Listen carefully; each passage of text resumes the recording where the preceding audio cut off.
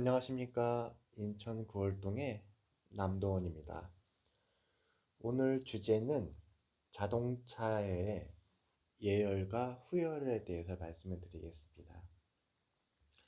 자동차가 우리나라가 한 1,000만 대가 넘어서 한 2천만 대 정도 될 거요. 그래가지고 각 가정에 거의 다 한 대씩은 있다고 봐야 되죠. 그리고 많은 집은 뭐 2대씩, 3대씩 갖고 있습니다. 자동차도 하나의 그 재산이잖아요. 재산인데, 이제 집 다음으로 그 제일 비싼 값어치를 하는 게 자동차가 아닐까 생각을 하는데요. 뭐, 국산차 같은 경우에는 뭐 4천만 원, 5천만 원대 이렇게 하고, 당연히 그 저기죠. 3000cc, 2000cc 이상급 3000cc 가격을 말하는 거죠. 그리고 비싼 차, 수입차 같은 경우에는 뭐 한 5천만 원 이상, 뭐 6천만 원 정도, 7천만 원도 하죠.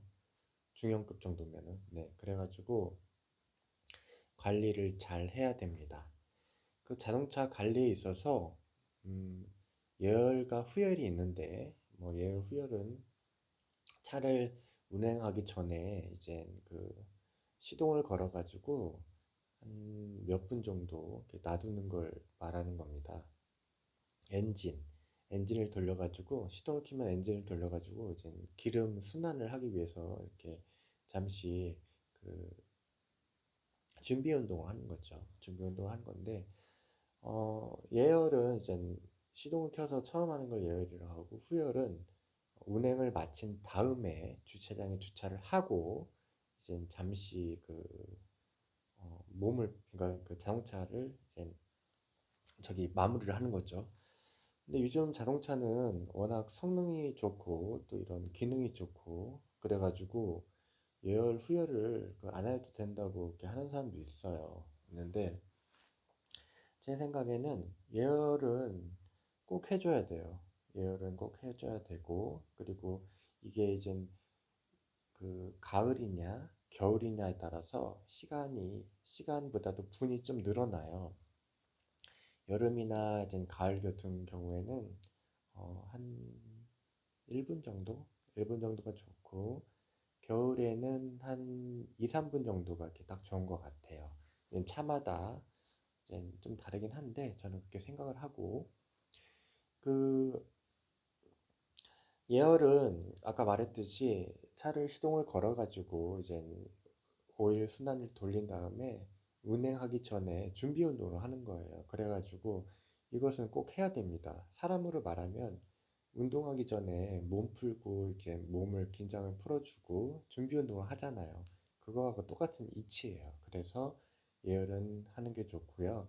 수영 같은 경우에는 이제 그러니까 자동차 같은 경우에 휘발유차가 있고 경유차가 있잖아요.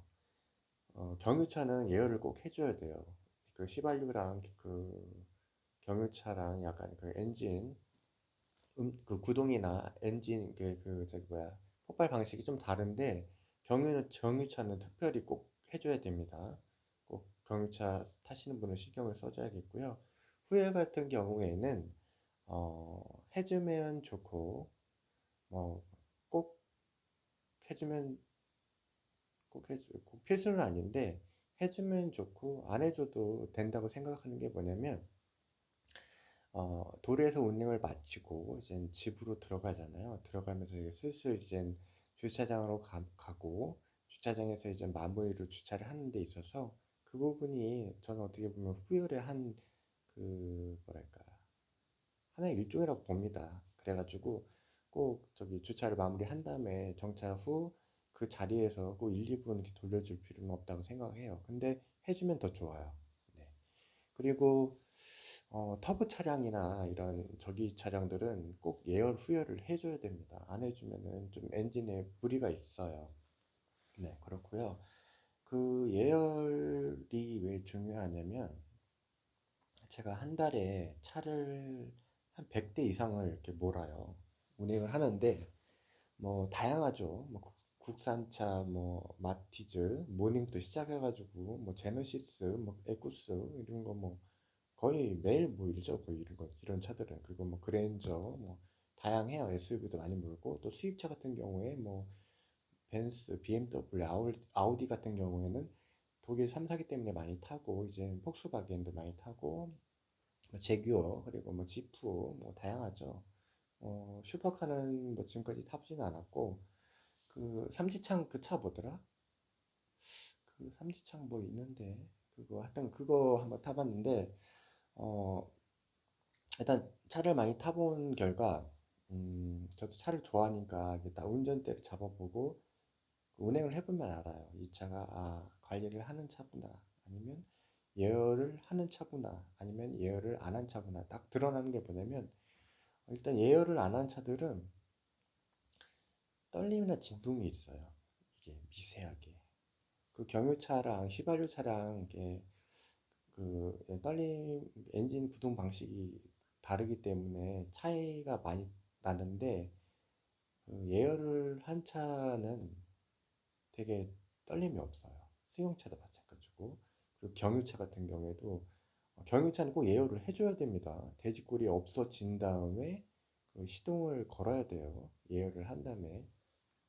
근데 그걸 모르는 분들이 있어서 그냥 하는 분들이 있는데 그러면 그 저기가 빨리 나가요. 그래가지고 엔진이 쉽게 고장이 나기 때문에 해줘야 되겠고 예열을 한 차들은 일단 조용하고 떨림이 없어요. 근데 예열을 안 한 차들은 떨림도 많고 엔진 소리가 엄청 커요. 경유차들은 더 커요.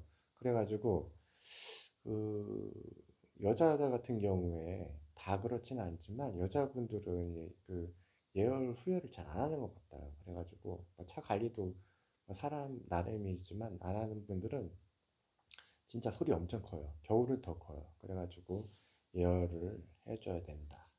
심하면 막 탱크 소리 있죠? 탱크 소리라고 하면은 좀 오버, 오버라고 할 수는 있지만 하여튼 소리가 많이 커요. 그래가지고 해줘야 된다.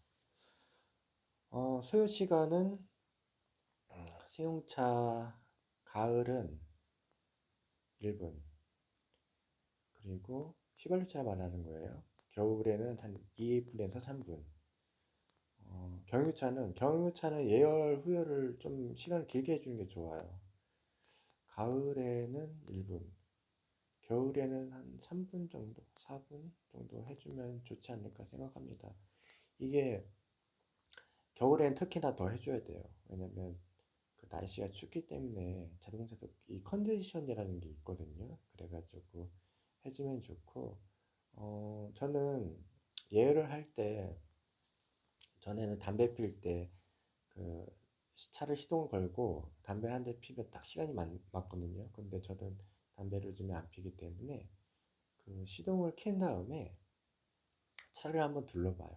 왜 그 바깥에를. 그러면 시간이 딱 맞아요. 네, 그렇게 하면 되고요. 겨울이 다가오는데 차 관리 잘 하시고 예열을 꼭 해주는 습관을 기르면 자동차도 오래 쓸 수 있고 그리고 중요한 거 하나 알려드릴게요. 집중하세요. 주행할 때 예열한 차랑 안 한 차랑 나가는 거랑 이런 속도, 컨디션 이런 게 달라요. 그래서 예열 꼭 해줘야 됩니다. 예열한 차들은 잘 나가요. 뭐 아시는 분들은 알겠지만 네, 모르는 분들을 위해서 간단히 정보를 알려드렸습니다. 그러면 다음에 또 뵐 수 있도록 할게요. 고맙습니다.